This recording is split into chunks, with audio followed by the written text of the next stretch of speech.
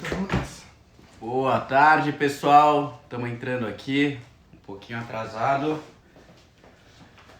Já estou aqui com Rodrigo Constantino para a gente começar a nossa live de hoje, Live Brasil 200. Esperar o pessoal entrar aqui. Eu sei que não é o melhor horário para a live, pessoal, mas foi o horário que a gente conseguiu encaixar com a agenda do Rodrigo aqui, que está bastante corrida, mas depois a gente vai colocar o vídeo no YouTube, no Facebook também, né, para todo mundo acompanhar. Então tem bastante gente entrando aqui já. Ó, pessoal, vamos discutir 3 temas muito importantes hoje. Os temas eu nem perguntei para o Rodrigo Vamos de sopetão. se poderiam ser, mas a gente divulgou ontem. A gente vai falar sobre a questão do armamento, que acho que é um tema relevante, Rodrigo, porque essa semana estava para ser votado o projeto de lei, acabou não sendo votado, ficou para a semana que vem, um projeto que flexibiliza, né, o acesso à posse e à porte de armas no Brasil. E como o Rodrigo mora aqui nos Estados Unidos, onde é um tema muito relevante, acho que ele vai ter informações muito importantes para trazer para a gente.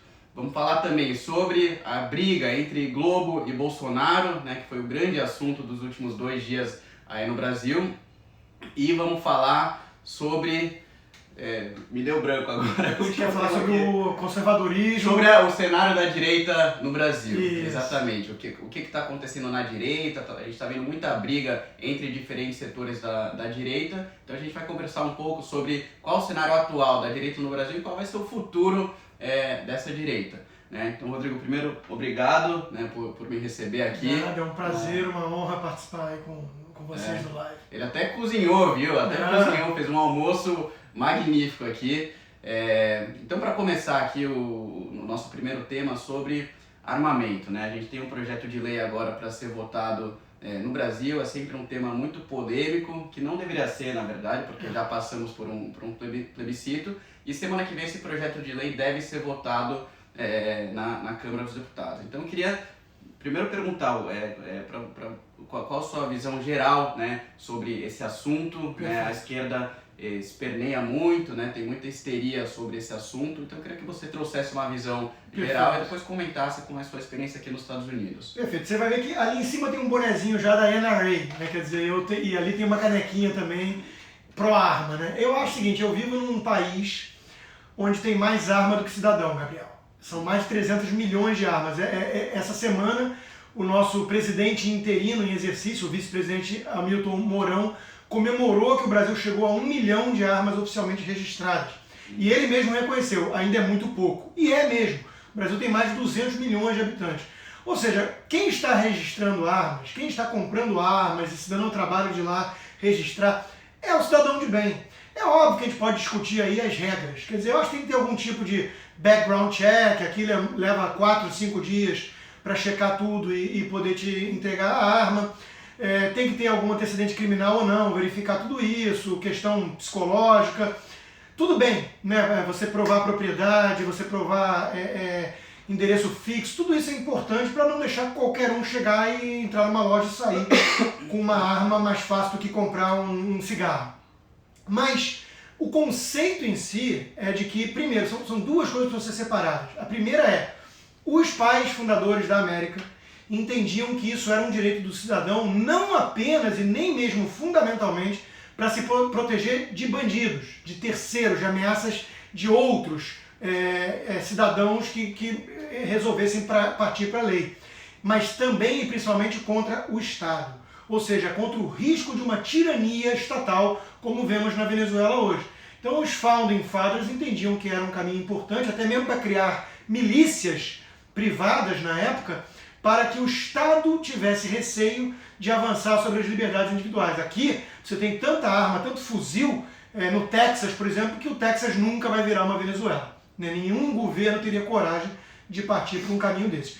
E, além disso, a questão mesmo de defesa e legítima defesa contra terceiros.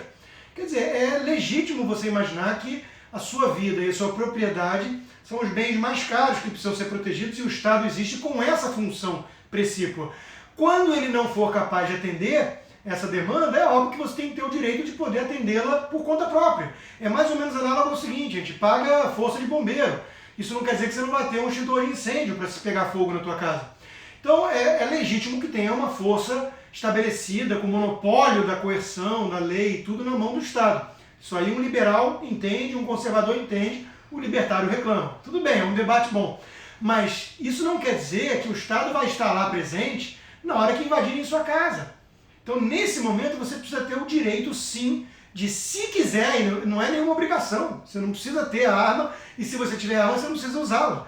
Mas se você quiser correr esse risco para proteger sua família, sua propriedade, sua vida, você tem que ter a liberdade para isso, é uma liberdade básica. Então, temos vários estudos, estatísticas, aqui tem muito livro sobre isso, John Lott, no Brasil temos o Benê Barbosa, que é especialista no assunto.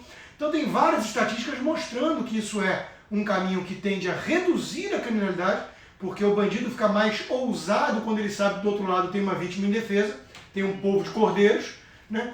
E também é um direito básico, inalienável, eu diria, do cidadão, que o Estado não teria o direito de tirar. E dito tudo isso, fizemos mesmo assim um plebiscito e a população escolheu preservar esse direito.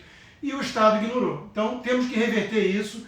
É fundamental que haja uma pressão, porque o governo venceu com essa bandeira, com essa plataforma, uma das promessas de campanha, e tem que cumprir, né? Tem que enfrentar o vespeiro que é isso aí no Congresso. A gente sabe que não vai ser copy and paste, o Brasil tem peculiaridades que exigem talvez algum debate e tudo mais, não é trivial, mas o caminho tem que ir nessa direção, tem que seguir nessa direção de ter mais respeitado o direito de legítima defesa do cidadão contra terceiros e contra a ameaça do próprio Estado.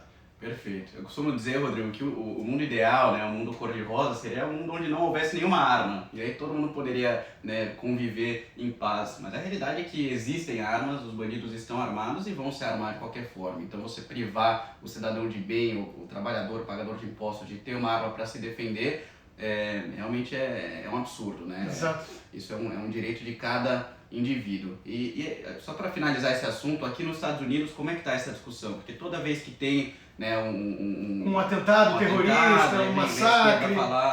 Aqui é o seguinte, a esquerda deturpa muito o debate porque ela traz estatísticas falsas.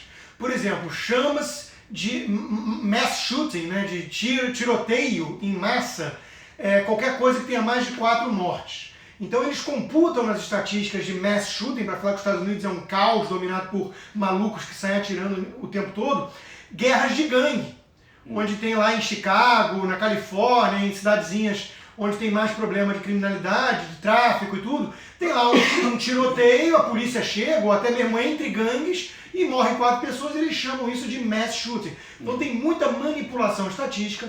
O Partido Democrata, cada vez mais radical à esquerda, tem como uma das principais bandeiras o desarmamento, só que eles não têm coragem, dado o quão enraizado é nesse país a mentalidade de que tem o direito de ter arma, e mesmo arma pesada, eles não têm coragem de ir direto mostrar a cara e falar o que eles querem. O único que tentou fazer isso é um que tem pouco a perder, dos 20 pré-candidatos do Partido Democrata, que é o Beto O'Rourke, porque ele não tem muita chance, e ele foi lá e falou, não, nós responderam uma pergunta, não, nós vamos ter que confiscar os seus AR-15 sim, porque isso aí é um absurdo e nem que tenha que usar Executive Order, que é o nosso decreto de lei, né? Bom, gerou uma baita reação, Gabriel, porque as pessoas não vão tolerar isso. O Ben Shapiro, que é um sujeito moderado, um liberal conservador, em algumas coisas até libertário, ele chegou a gravar um programa falando assim, vem tentar tomar a minha AR-15 na minha casa, mas traz apoio, traz reforço. Ou seja, vai haver uma reação, uma guerra civil, se for por esse caminho. E não é retórica, mas é o ponto de destino que a esquerda quer chegar. Mas ela sabe que não pode ir direto para esse caminho, então ela vai comendo pelas beiradas e fala que tem que proibir aquele bumper, sei lá o quê, que permite o tiro automático em fuzil. Aí ela vai tentando ir aos poucos, água mole, pedra dura, tanto bate até que fura, para conseguir no final das contas ter uma política de desarmamento mesmo. Esse é o endgame da esquerda. E cada vez mais gente percebe esse truque e reage com veemência, né? Quer dizer, os Estados Unidos não vai aceitar de forma geral que o Estado se meta no seu direito básico de possuir armas, de portar armas. Então, em que pé está o debate aqui hoje? A esquerda vai tentando avançar aos poucos, a direita percebe o truque e reage à altura. Então é um debate que é muito tenso, gera muito calor aqui esse tipo de debate, sempre que tem uma desgraça como aquela que teve há 2 anos aqui pertinho de mim em Parkland, mas, de novo, eu acho que há uma massa crítica bastante sedimentada que compreende que esses atentados têm razões muito mais profundas e complexas do que a esquerda dá a entender. É a facilidade de obter arma. Não. Esses malucos conseguiriam armas e conseguem muitas vezes de forma ilegal. Ou então matam sem arma, matam com arma branca, matam com bombas caseiras, com outras inúmeras possibilidades que tem de tirar a vida de pessoas. Então, eu acho que tem muita gente aqui nos Estados Unidos que entende que isso aí é uma artimanha do debate, que a esquerda manipula, que a esquerda joga pesado, e eles estão preparados para enfrentar o desafio. Perfeito. Vamos pressionar então, semana que vem o Brasil 200 vai estar pressionando por esse projeto de lei e vários outros grupos aí. Também é importante a gente ficar atentos e trabalhar para que passe esse projeto, que é muito importante para o Brasil. Agora sobre o grande tema dos últimos 2 dias, Rodrigo, que foi a briga entre Bolsonaro e Rede Globo, né? A Globo publicou uma matéria escandalosa, né? Ao meu ver, uma matéria contraditória, né? Não apresentou prova nenhuma, inclusive na própria matéria ela diz que o Bolsonaro estava em Brasília, na suposta ligação, né? No contato do porteiro com alguém que estava na casa dele. Então uma matéria que teve a clara intenção de construir uma narrativa, de colocar na mesma frase presidente Jair Bolsonaro e morte da vereadora Marielle Franco. Então eu queria que você comentasse um pouco como que você viu esse episódio todo. Beleza, vamos dividir em algumas dimensões. A primeira é essa: quando você está no meio do jornalismo e você tem um furo de reportagem, ou seja, a Rede Globo não inventou o depoimento do porteiro, ela teve acesso a ele. Você tem uma decisão muito delicada, que é você se apressa a soltar o furo para não arriscar a sua exclusividade, ou você é prudente, adota uma postura mais cautelosa e vai averiguar até o limite. A Rede Globo claramente optou pela pressa e apressado come cru. E aí a gente tem que se questionar o seguinte: por que houve essa pressa tão grande, né? Eu acho que houve uma imprudência, até mesmo eu diria uma irresponsabilidade por parte da emissora, porque, como você disse, é óbvio que ela sabia que uma reportagem associando morte de Marielle, Bolsonaro, que já tem a vizinhança dele ali, esses supostos responsáveis pelo crime, é óbvio que ia gerar uma narrativa, como gerou. Hashtag de quem estava na casa 58, Bolsonaro é o responsável, é o mandante. Então é óbvio que a televisão, a emissora, sabia que isso ia acontecer. Então, por que a imprudência? Por que a pressa, que é inimiga da perfeição e pelo menos da cautela e prudência no jornalismo? E aí vem uma questão muito importante, Gabriel, que eu acho o seguinte: a imprensa, de forma geral, tem um viés muito grande contra a direita. A mídia mainstream tem uma predileção por uma visão de mundo progressista. O que até aí é legítimo, cada um tem uma visão de mundo, tem muito mais jornalistas e editores, tudo mais nas redações, que tem essa visão de mundo. Beleza. Só que eles não aceitam isso, eles não encaram a realidade, eles fingem que são isentos, totalmente imparciais, tratam da mesma forma Marina Silva, Lula e Bolsonaro. Mentira.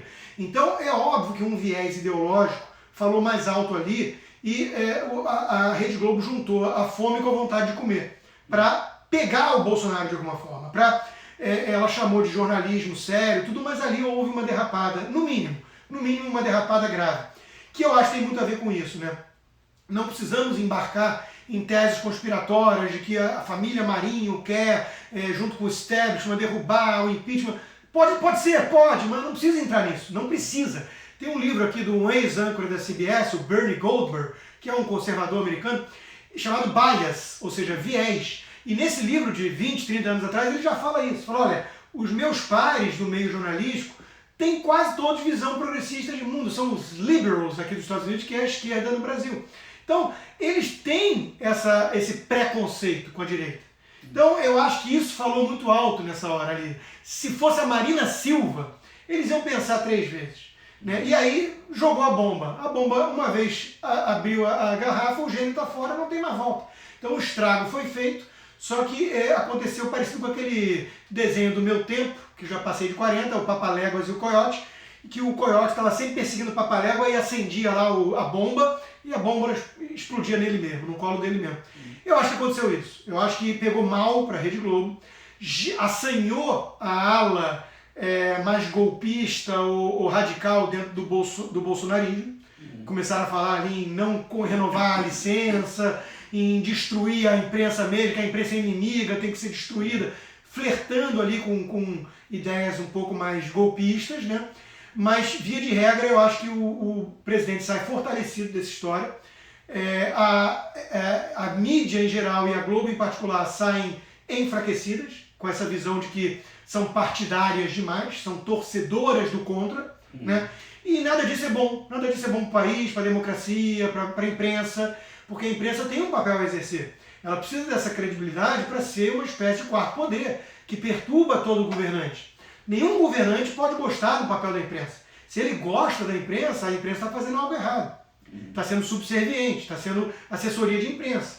A imprensa, assessoria de governo e imprensa do governo. Você tem que ser incômodo, você tem que fazer perguntas incômodas nas entrevistas, você tem que procurar os fatos que incomodam, lançar luz sobre a sombra do que acontece nos bastidores de Brasília. Tudo isso é importante. Agora, o que você não pode fazer é o duplo padrão, é fazer de forma muito distinta com a esquerda ou com a direita, como acontece aqui com o Trump também.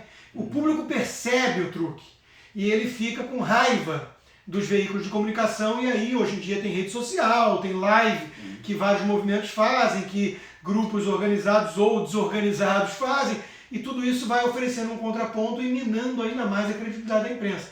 E repito, isso não é bom, isso não é saudável para a democracia. Agora, isso exige que a própria imprensa faça um exercício de autocrítica, de reflexão, porque ela precisa mudar a postura, senão isso tende a só piorar. Sim. Eu vi muita gente com esse episódio reafirmar o seu apoio ao Bolsonaro, né? Eu achei que a live que ele fez depois foi genuína, né? Eu vi realmente sinceridade nas palavras dele, então eu vi muitas pessoas se colocando do lado dele, né, nessa briga. Então acho que ele saiu realmente fortalecido. Sem dúvida, até porque o brasileiro médio, o ser humano em geral, não gostam de perseguição injusta, de vítima, não do vitimismo à la esquerda, mas de vítima real, de perseguição e assassinato de reputação. Né? Quando você mexia com o nome, com a honra no passado, isso era motivo de desafiar para um duelo de vida ou morte. Né? Então, hoje em dia as pessoas passam batido, qual o problema? Mas não, você está afetando ali a coisa mais cara que um sujeito tem. Né? Você associar de forma tão precoce e irresponsável um presidente a um assassinato que comoveu o país, e em boa parte pela campanha até mesmo da Globo, né? É óbvio que isso gera uma reação genuína, e eu concordo com você. Acho que a live do presidente, ele está destemperado, ele é um descontrolado. Não, ele é um ser humano que ficou indignado com toda razão. Com toda razão. E a resposta da Globo? A resposta da Globo foi interessante, porque ocupou um bloco inteiro do Fantástico, deu amplo espaço para a live do Bolsonaro, para a resposta técnica do Carlos Bolsonaro, que mostrou a questão da guarita, do porteiro e tudo mais, o vídeo, e ao mesmo tempo ficou, portanto, na defensiva, alfinetando o presidente, falando que ele não sabe o que é o papel do jornalismo sério e independente, o que em parte é verdade, né? Mas não foi o que aconteceu ali. A Globo não fez, nesse caso, um jornalismo totalmente sério ou independente. Como eu já disse, houve um viés, houve no mínimo uma imprudência. E ao mesmo tempo não teve a coragem ou talvez a humildade de dar um passo além do que ficou evidente na matéria, na reportagem do Segundo Dia, e pedir desculpas. Falar, erramos. Ela tentou ficar na defensiva, falou, não erramos, a gente tinha um furo, a gente mostrou que o Bolsonaro não estava, fomos objetivos. Não foi o que foi lido pelo público em geral, tanto que do lado dos apoiadores do Bolsonaro houve uma enorme revolta, e do lado dos opositores houve uma empolgação enorme, uma euforia para usar isso contra o presidente. Ou seja, não houve essa objetividade toda que a emissora disse que aplicou na reportagem. É óbvio que você criou uma narrativa ali que estava fazendo uma ilação de que ele podia ter algum envolvimento. É tão óbvio isso que eu cito um caso para ilustrar, o melhor termômetro. Qual é o ministro mais técnico, que todo mundo gosta, inclusive gente que critica o Bolsonaro, o bolsonarismo, porque é um cara que vem, inclusive, de governos anteriores, tecnocrata, trabalhador incansável pelo país, pavimentando todas as ruas do país. Tarcísio Gomes de Freitas, até ele foi nas redes sociais falar da covardia que estavam fazendo com o governo. Ou seja, passaram dos limites. Sim.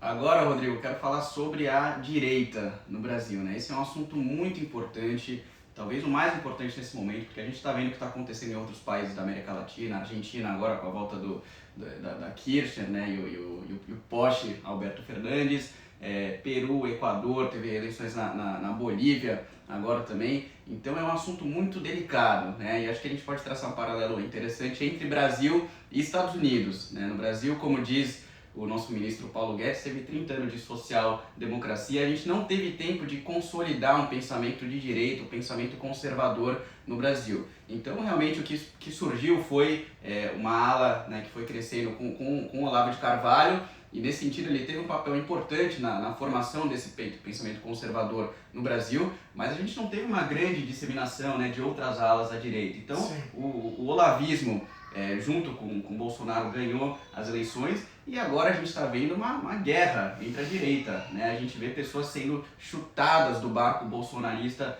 a todo momento, pessoas que querem que o governo dê certo, né? E quando apontam alguma crítica é porque querem que realmente haja uma correção de rumo para o governo dar certo. E a gente vê uma lógica de que se você faz qualquer crítica, né, ou tem qualquer divergência com o governo, você é um traidor, você é um comunista, porra. Exato. Pessoas que apoiaram Bolsonaro, que falam sobre a direita, sobre liberalismo, sobre conservadorismo há anos, do nada essas pessoas viraram comunistas. Então eu queria que você falasse um pouco sobre esse cenário e o que a gente pode fazer para corrigir isso. Perfeito, Gabriel. Olha, esse é um caso delicado mesmo, porque é muito relevante que a gente crie essa massa crítica, esse movimento cultural de direita no país, né? Liberal clássico, liberal conservador e conservador de boa estirpe. São os três pilares que eu vejo da direita democrática, né? E, de fato, o próprio Olavo de Carvalho reconhece, já reconheceu várias vezes, que faltava esse arcabouço cultural, ideológico mesmo, e a chegada ao poder veio antes disso. E isso era um risco. Ele é o primeiro a reconhecer isso, ao mesmo tempo que ele morde a sopra porque ele defende o governo, botou alunos dele lá dentro e vive dando pitaco e se metendo. Então, a verdade é que a turma mais radical ligada ao Olavo, que faz parte do governo ou do bolsonarismo, é uma turma que adotou uma mentalidade tribal, nacional populista, com algum viés autoritário, inclusive. O que é isso? Isso é a inspiração do Steve Bannon aqui nos Estados Unidos, que foi um estrategista importante para a vitória do Trump na eleição, mas que logo depois o Trump soube botar para escanteio e não manter perto da Casa Branca. Por quê? Porque é tóxico. É uma postura, como você disse, de tudo ou nada. Ou está 100% comigo ou é meu inimigo. Enquanto que o Reagan falava, se o cara concorda 80% comigo, ele é 80% meu amigo, não 20% meu inimigo. Isso não é a mentalidade do Steve Bannon e não é a mentalidade do Olavo e do bolsonarismo. Eles estão muito mais na linha de se você divergiu uma vírgula, se você ousou criticar, você é um isentão, vendido, comunista, tudo mais. Que é uma mentalidade típica de militar, de tribo. Né? Numa guerra, você ou está do meu lado ou você está do lado do inimigo.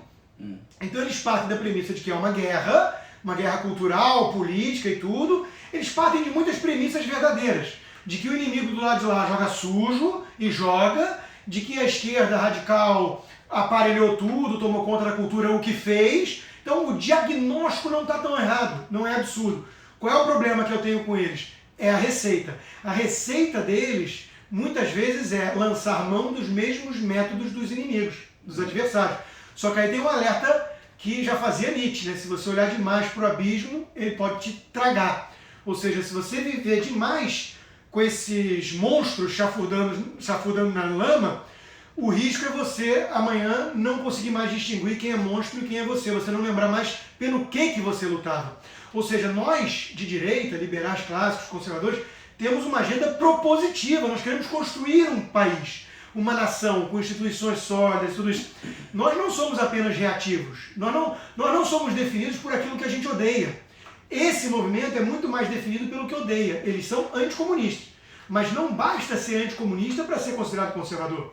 O conservadorismo tem todo um arcabouço filosófico denso por trás, desde Edmund Burke, desde Michael Oakeshott, Roger Scruton e vários pensadores, David Hume, tem livros e mais livros aqui atrás da gente sobre isso. Então, você pegou um bando de gente que leu pouco, porque são muitos alunos ali do Olavo, tem alguns que realmente têm algum embasamento teórico, mas muitos desses que estão nas redes sociais atacando, intimidando, tentando praticar assassinato de reputação com qualquer um que ousa discordar do governo deles ou do Olavo, eles não têm leitura, eles não têm esse arcabouço, eles não foram preparados, né, do ponto de vista teórico. Eles repetem slogans e aquilo que o Olavo disse que eles consideram sempre certo. Então, nós precisamos reagir a isso.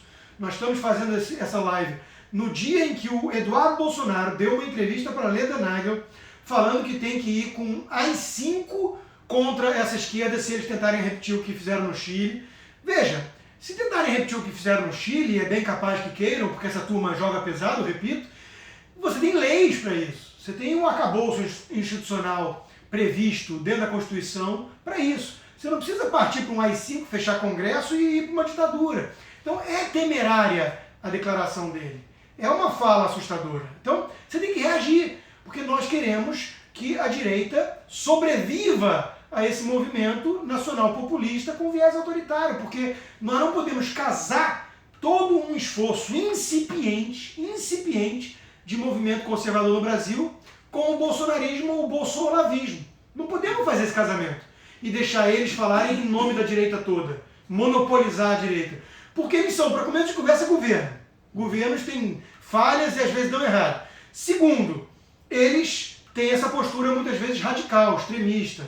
Então, nós temos que separar o joio do trigo, traçar uma linha divisória e mostrar que a direita é muito maior e muito mais ampla e plural do que Olavo de Carvalho e seus seguidores, e seus miquinhos adestrados. Então, é muito importante comprar essa briga, Gabriel. Eu acho que movimentos como o Brasil 200, o MBL e vários formadores de opinião independentes, né? Você pega o Nando Moura, o Danilo Gentili, o Lobão, Caio Coppola, vários que são independentes, pensadores independentes, eles começam a perceber isso e se desgarram um pouco do negócio. Falam assim, isso é tóxico, eu vou continuar elogiando o governo onde merece elogio, e eu vou continuar criticando onde merece crítica. Sim. É a única postura razoável. Inclusive o Caio fez um comentário que eu achei muito bom, onde ele faz essa distinção, onde o que é diferente de você criticar o governo de atacar, né? Você critica exatamente para corrigir a rota e para ajudar a dar certo, né? É diferente de um ataque como a Globo fez, foi um ataque ao Bolsonaro. É fundamental essa distinção, eu vi esse trecho dele no Morning Show, eu reproduzi, e é muito importante isso que você traz à tona para a gente fazer essa distinção sim. Olha só, existe uma coisa que é crítica construtiva, você torce para que o governo dê certo, você apoia até mesmo o grosso da agenda, que é uma agenda muito virtuosa. O ministro Paulo Guedes e a agenda econômica são todos ali muito, muito comprometidos com o país e com o ideário liberal. Mas você não é um torcedor do contra. Muita gente na imprensa mesmo, e eu sou da imprensa e posso dizer isso, muita gente da imprensa é militante disfarçado de jornalista. São pessoas que estão ali para minar o governo, para derrubar, puxar o tapete e atacar. Não é o que nós estamos falando aqui, nós estamos falando o seguinte, olha, crítica construtiva é fundamental, até porque a vaia salva, a bajulação corrompe, já dizia Nelson Rodrigues. Se o presidente Bolsonaro se cercar só dessa turma mais medíocre, porque são muitos ali são medíocres, sem formação, como eu disse, bajuladores, porque descobriram que o puxar o saco do chefe é o corrimão do sucesso. E se ele se cercar dessas pessoas, ele vai estar blindado da lufada de ar fresco que pode corrigir rumos e eventuais equívocos de gestão.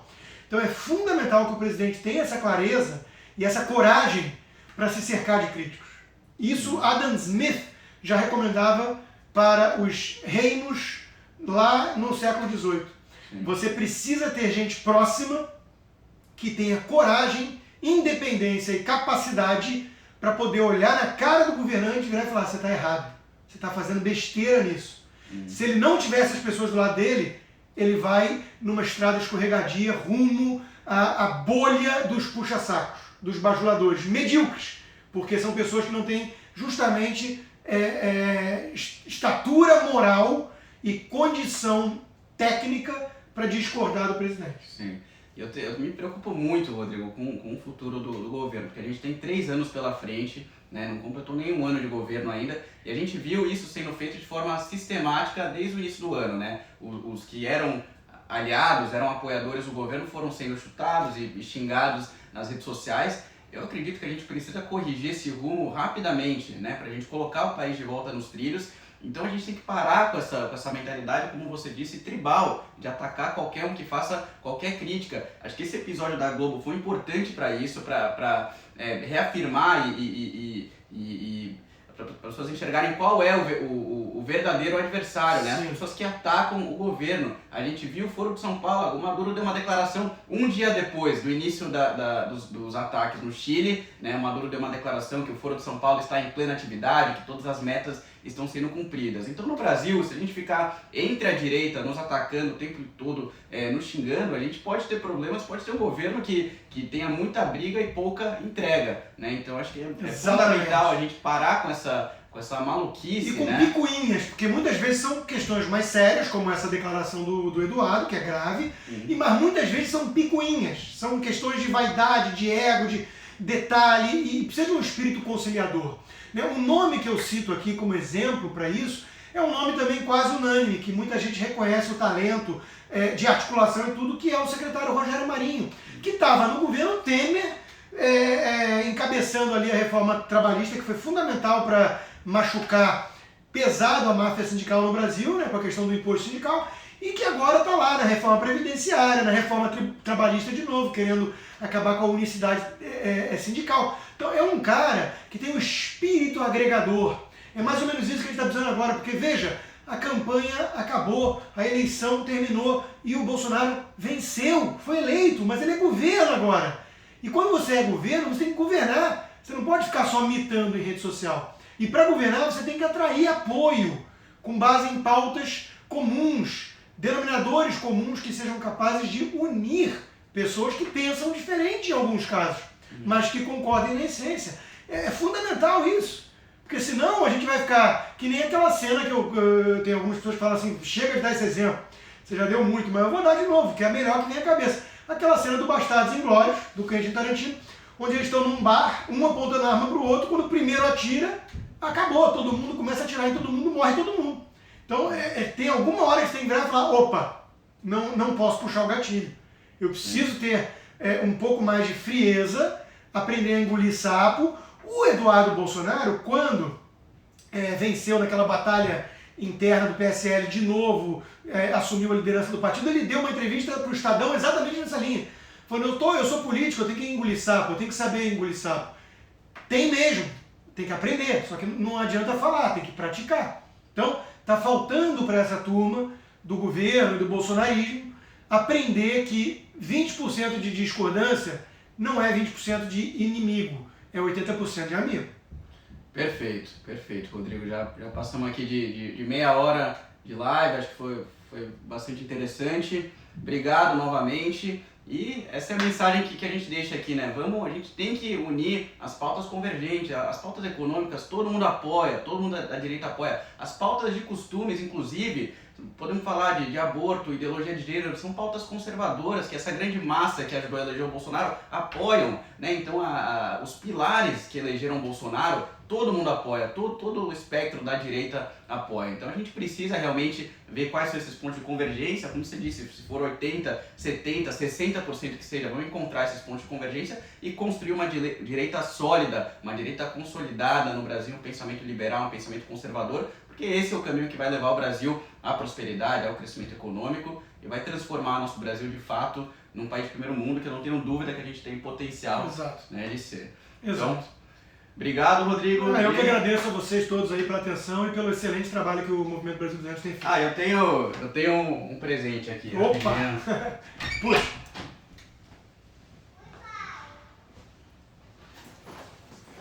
Vai levar um livro meu de presente, então também assinado. Aê! Gostei.